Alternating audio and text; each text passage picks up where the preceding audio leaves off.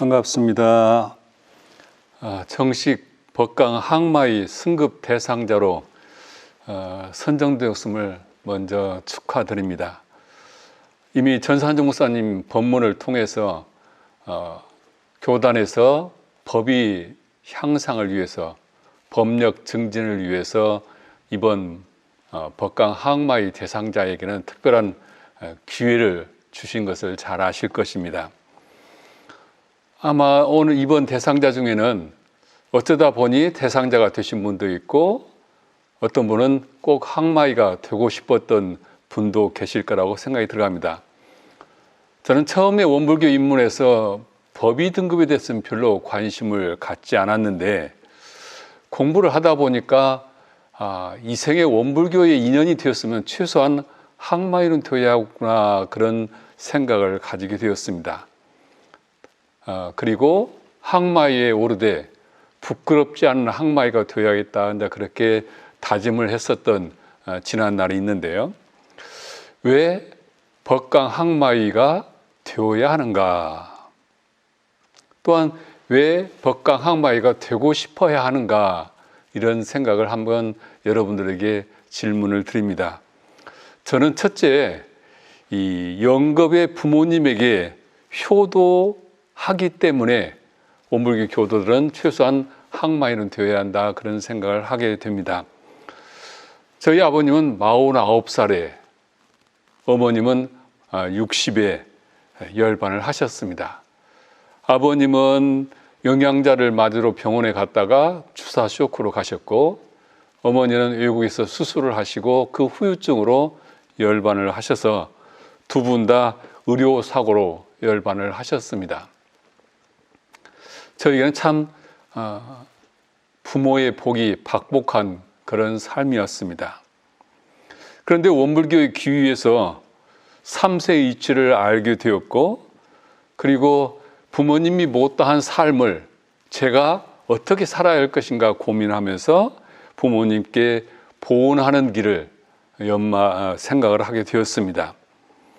대종사께서 한 사람이 출가하여 구족이 생천한다는 말은 한 사람이 출가해서 모든 친척이 그 인연을 따라 차차 제도를 받게 됨을 말하는 것이다. 그들도 기의 출교를 하였으니 출가한 본의와 목적을 잃지 않고 친족이 두루 제도를 받아 함께 천상락을 누릴 수 있어야 한다, 이런 말씀을 선원 수훈장이 말씀을 하셨는데, 구족이 생천한다는 것은 저절로 되는 것이 아니라 그만한 능력을 갖춰야 한다는 생각을 하게 되면서 최소한 우리의 가족을 제도하려면 항마의 능력은 갖춰야 되지 않을까, 그런 생각을 하게 되었습니다. 저는 생전에 부모님께 효도를 하지 못한 것이 늘 마음의 죄송함을 가지고 있습니다. 명절 때 산소를 찾아가고 제사를 모시는 것도 중요하지만은 더욱더 부모님께 효도하는 길은 희사위에 법보에 올려서 교단 원불교의 조상으로서 세세생생 추모를 받게 해드리는 것이 가장 큰 열반 후에 부모님께 할 수 있는 효가 아닐까 생각이 들어서, 내가 진정으로 부모에게 효를 하기 위해서는 이 생에 항마이는 해야겠다, 그런 생각을 가지게 되었고, 우리 이번에 항마 대상자에 되신 분들도 나의 개인의 영예가 아니라 부모님들께 효도하기 위해서 꼭 항마이가 되어야겠다는 서원으로 함께 훈련을 하셨으면 좋겠습니다. 두 번째로, 저는 불연을 떠나지 않기 위해서 항마이가 되어야겠다, 그런 마음을 가졌습니다. 원불교를 만나서 특히 인연의 소중함을 저는 자각하게 되었습니다. 복 중에는 인연복이 최고라는 것도 제 삶에서 확인하게 됩니다. 저는 출가를 해서 중국교당에서, 대학원대학교에서, 중도훈련원에서, 강남교당에서, 그리고 서울 현재 교구에 살아오면서 크고 작은 많은 실적을 쌓으면서 살아왔습니다. 그런데 그 모든 것들이 제가 능력이 있어서가 아니라 제가 그 일을 할 수 있도록 도와줬던 소중한 수많은 교도님들이 계십니다. 또한 교도님들이 계십니다. 그 모든 제가 출가의 선현들이 저에게 그런 일을 할 수 있도록 도움을 주셨다는 생각이 되어서 저는 공인일수록 인연복이 좋아야 한다는 생각을 늘 가지고 있습니다. 우리 법문의 혈연보다는 법연이 영생을 놓고 볼 때는 더 중하다고 하셨는데, 영생에 좋은 법연을 맺으려면 최소한 이 생에 항마인은 되어야 한다. 왜냐하면 보통 사람들은 인연관계를 맺을 때 거래의 관계를 맺습니다. 이해관계로 원근 친소의 인연들을 맺고 살아가는데, 항마이가 되면은 이해관계나 선연의 이해관계나 또한 원근 친소로 인연을 맺지 않고 모두를 부처로 소중한 인연을 맺게 됩니다. 그것은 누가 하라고 하는 것이 아니라 자기 스스로 그렇게 인연을 맺어가게 됩니다.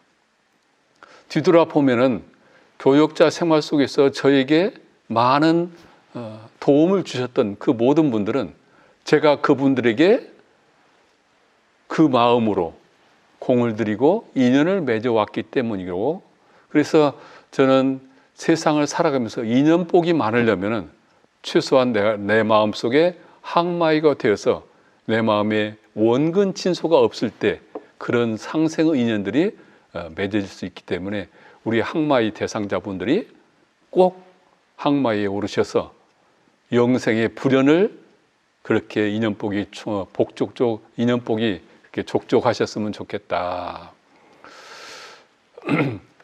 다음으로 이제 세 번째 기능은 실속 있는 종교인이 되어야 한다 생각을 했습니다.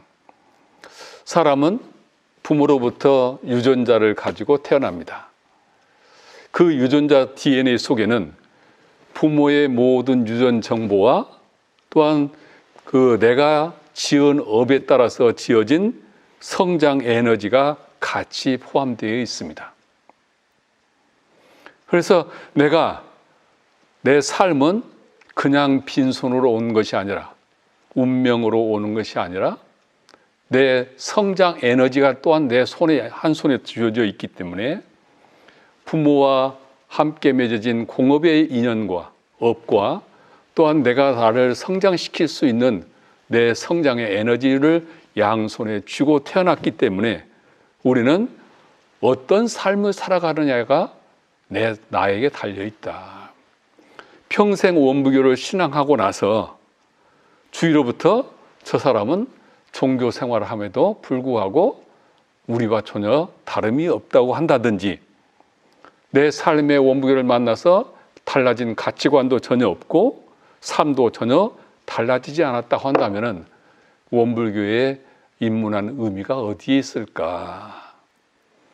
그래서 저는 원불교인으로서 신앙을 하고 그래도 최소한 내 삶에 빚이 되지 않고 법계에 빚이 되지 않고 부모에게 빚이 되지 않으려면 항마위에 올라서 내 삶이 원불교의 교법 정신으로 달라질 수 있을 때 내가 최소한 빚지지 않는 것은 아니지 않을까, 그런 생각이 들어갑니다. 사람 되기 어려운데 이미 되었고 불법 듣기 어려운데 이미 듣나니 이내 몸을 이 생에 제도 못하면 어느 생을 기다려서 제도하리요. 그 발본의 노래를 들을 때마다 그래, 내가 더욱더 정진해서 실다운 그런 종교인이 되어야겠다, 원불교인이 되어야겠다. 그러기 위해서는 최소한 이 생에 항마인을 해야 한다는 그런 마음을 늘 부추기면서 살아왔습니다. 다음으로 왜 항마이가 되어야 하느냐? 원불교는 마음 공부한다고 합니다. 그런데 그 마음 공부가 때로는 나를 참 피곤하게 합니다. 의무감으로 하는 마음 공부는 나를 늘 피곤하게 합니다. 어떻게 우리가 공부를 해야 내가 기쁘게 우리가 신앙하고 수행하면서 내 삶이 달라질 수 있을까? 저는 처음 교당을 갔을 때 내 무엇을 생각할고 도를 생각하리라. 내 무엇을 말할고 도를 말하리라. 내 무엇을 행할고 도를 행하리라. 이 글귀가 굉장히 저에게 신선한 충격을 주었고 그 인연이 결국은 출가의 인연이 되었다고 저는 생각을 하고 있습니다. 출가를 해서 도라고 하는 것이 무엇일까 하고 도를 찾기 위해서 무진 애를 썼습니다마는 그 모든 것들이 저를 너무 힘들게 했습니다. 사는 재미를 전혀 모르고 출가한 재미도 전혀 느끼지 못했습니다.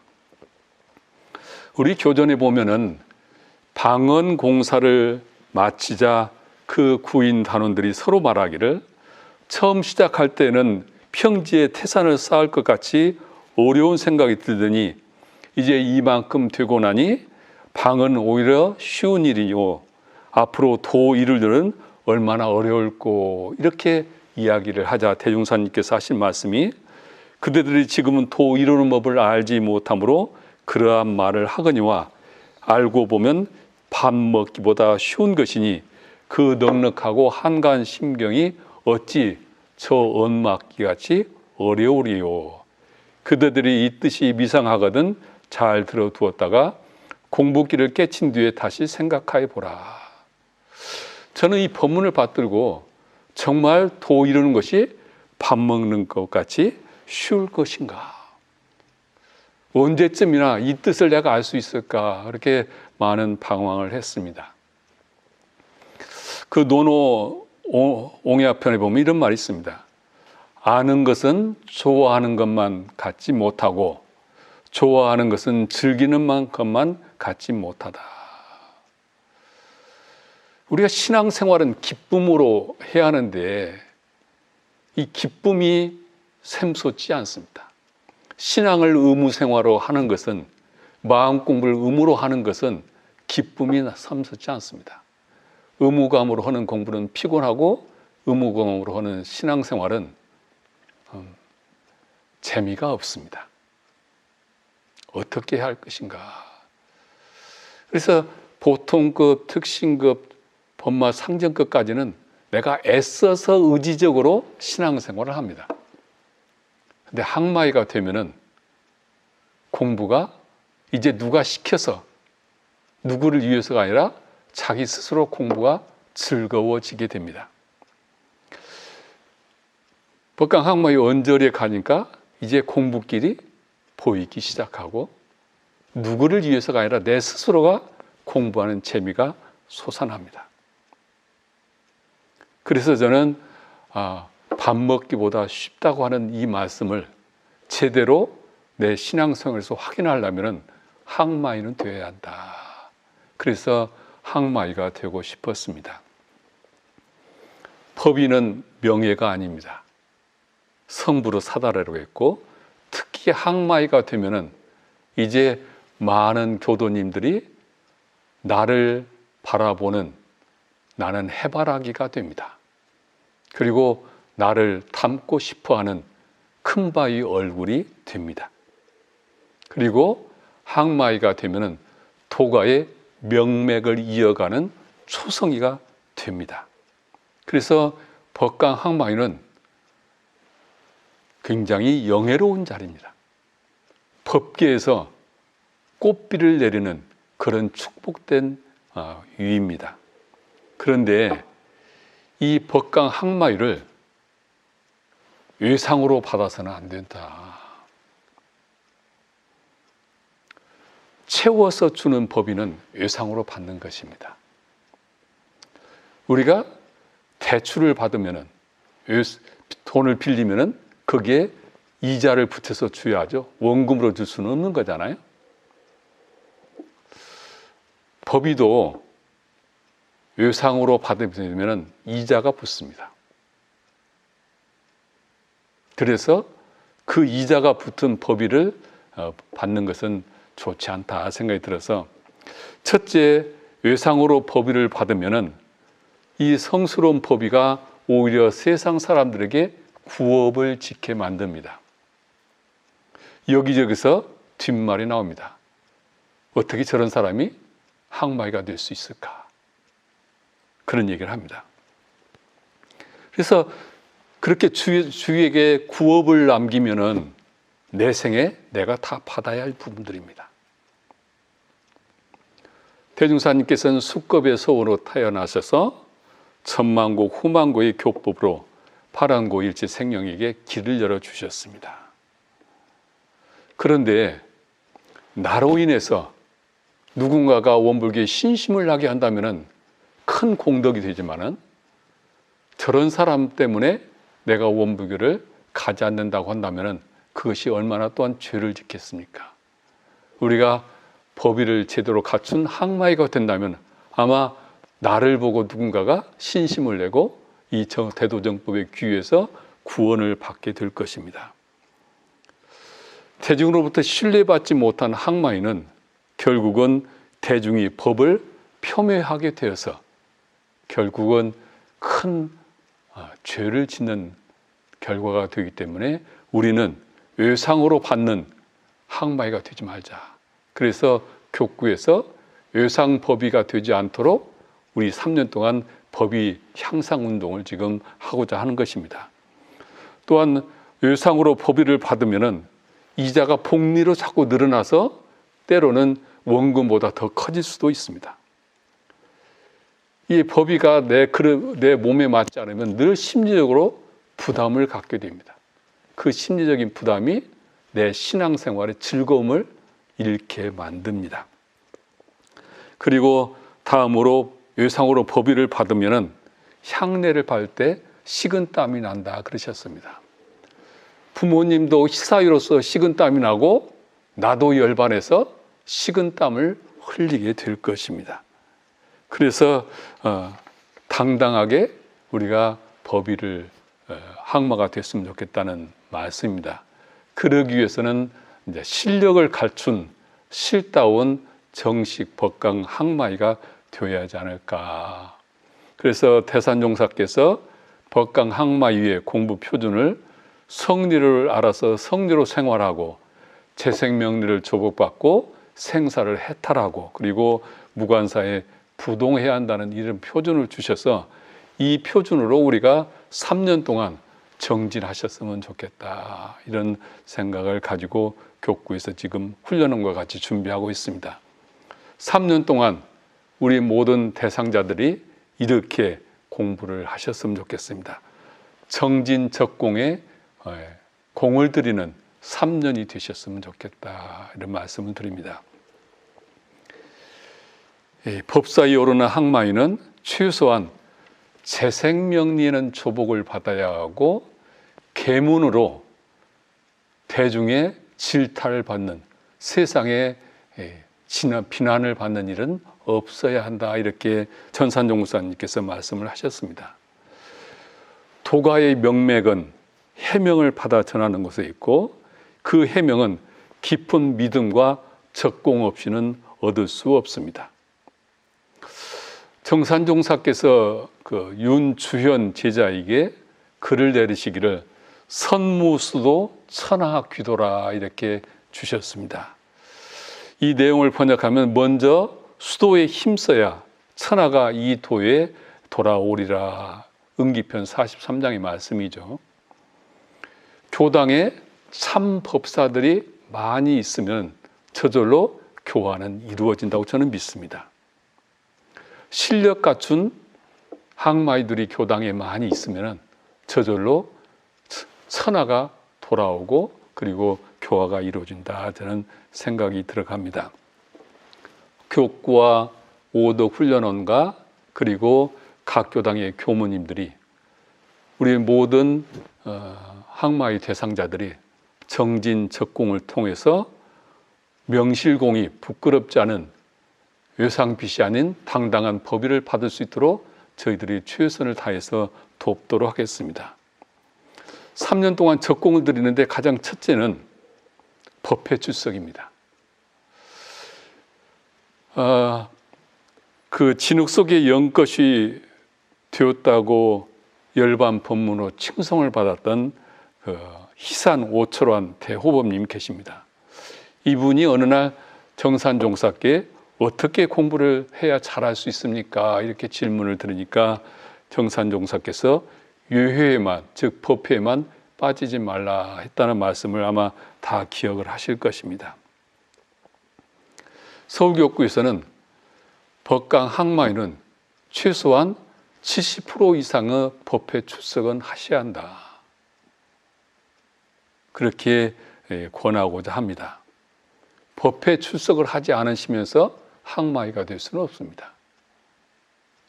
그리고 대산종사께서 말씀하신 새생활 일과가 우리 항마이들은 자기 삶의 기준이 되어야 한다. 즉 아침에는 수양 정진 시간, 낮에는 보은 봉공 시간, 저녁은 참회 반성의 시간이 되어서 이것이 원불교에서 좌산상사님께서 말씀하신 일과로 등력하는 그 삶이 저절로 생활에 묻어나야 한다. 항마에는 그래야 내 후진들이 나를 바라보고 나를 해바라기로 큰바위오길로 바라보면서 신앙을 키워갈 수 있는 것이다. 다음으로 둘째로는 성리로 살아가는 공을 들여야 한다. 우리 이론상 법어에 보면은 깨달은 사람의 성리로 살아가는 사람의 표준이 명확하게 명시되어 있습니다. 깨달았다고 하는 것은 이적과 기적을 가지고 어떤 신비한 그런 능력을 보여주는 것이 아니라 원불교는 시방일가가 다 오가의 소유로 아는 것이요, 우주 만물의 이름 각각 다르나 둘이 아닌 줄을 알고 또한 재불제서와 범부 중생의 성품인 줄을 알고 생로병사가 추나추동과 같이 되는 것을 아는 것, 이것이 바로 이론상의 진리를 깨친 것이요, 이것을 표준으로 살아가는 것이 성리로 살아가는 것이다. 늘 대산종사께서 성리 공부를 표준하고 살라고 강조를 하셨습니다. 마음의 고향을 늘 사모하고 저 이론상의 진리를 늘 사모하면서 이론상을 바라보고 닮아가는 삶을 살아가는 것이 성리로 사는 것이죠. 늘 자성자를 비추고 이론상의 진리를 비춰서 원만 부족한 공부를 살아가는 사람, 그것이 또한 생로병사의 해탈의 길도 그곳에 있는 것이다. 항마에는 이해관계나 원근 친소로 살아가는 것이 아니라 성리로 살아가는 것이 법강 항마이다. 그래서 우리가 성리 표준으로 공부하는 그런 기간이 되었으면 좋겠고요. 마지막으로 우리 항마이들은 가족 교화에 공을 들이셨으면 좋겠습니다. 교단 초창기 역사를 이루셨던 많은 분들이 이 교단의 100년의 역사 속에 태산을 만드셨습니다. 그런 상업의 역사를 이루시면서 가족교화에 소홀히 했던 것을 우리는 반성하지 않을 수가 없습니다. 지금 많은 교당마다 가족교화를 원하고 교도님들을 원하고 있지만 자녀들이 다 성장한 뒤에 신앙을 바꾸기는 쉽지 않고 신앙을 갖는 것도 쉽지가 않습니다. 교당마다 가족법회를 보지만은 실제 가족교화로 이어지지도 않고 있습니다. 가족교화의 가장 핵심은 우리 교도님들이 각 가정에서 항마유의 신법을 가지고 살아갈 때 거기에서 교화가 이루어진다고 저는 봅니다. 성규라고 하는 건, 성자라고 하는 것은 누군가를 감화시키는 능력을 가진, 감화력을 가진, 즉 사랑을 실천하고 자비를 실천해서 누군가가 감화를 받게 하는 것이 성위의 법사입니다. 대중사님은 일생을 보면은 고향에서 자라고 고향에서 구도를 하시고 깨달아서 고향 사람들한테 감화력으로 제자를 만나고 교화를 하셨습니다.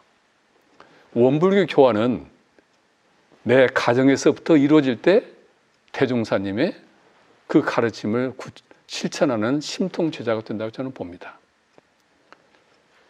교당 다녀라 그렇게 강요해서 되는 것이 아니라 내가 먼저 항마이답게 살면은 자녀들은 저절로 가마를 잇게 되고 교당으로 머리를 향할 것이다.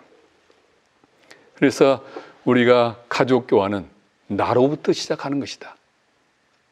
이런 생각을 하시고, 지금 그 성인들이 다 된 자녀들을 교화하기 쉽지 않으신데 방법이 있습니다. 저는 우리 가정에서 원불교 교법이 구현되는 것은 원불교의 가래가 각 교당에서 실현되면 좋겠다. 그래서 손자, 손녀들이 태어나면은 교당에서 명명식을 하고, 또 가족에 제사가 있으면은 이제 앞으로는 집에서 음식 차리고 제사 지낼 사람은 거의 없습니다. 교당이 와서 가족과 함께 종교가 달라도 원불교 교법으로 제사를 지내고, 그러다 보면은 그곳에 원불교의 연결고리가 만들어질 것입니다. 우리 항마이가 되시면은 자녀들에게 내가 열반하거든 꼭 원불교식으로 장례를 해달라고 약속을 받으셔야 할 겁니다. 그래야 다음 생에 또 이 세상을 떠나지 않고 대종사님과 숙겁의 인연이 되지 않을까 생각이 들어갑니다. 그래서 원불교 가족교화를 가래를 실천하는 것부터 연결고리를 만들자. 내 생전에 우리 가정의 제사를 원불교식으로 가족과 함께 지내시고, 신정절을 교당에 와서 함께 하시고, 6.1 대제와 명절 대제를 함께 하시고, 그러시면서 점진적으로 그들이 원불교에 귀의할 수 있도록 그렇게 가족교화에 공을 들이셨으면 좋겠습니다. 벌써 원기 106년이 다 저물어 갑니다.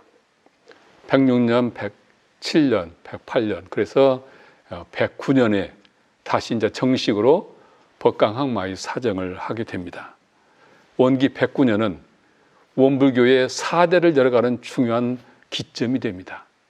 또한 서울 교도들에게는 원기 109년은 대종사님께서 총부를 건설하기 이전에 먼저 서울에 행가를 하셔서 교화를 시작하셨던 100년이 되는 중요한 해입니다.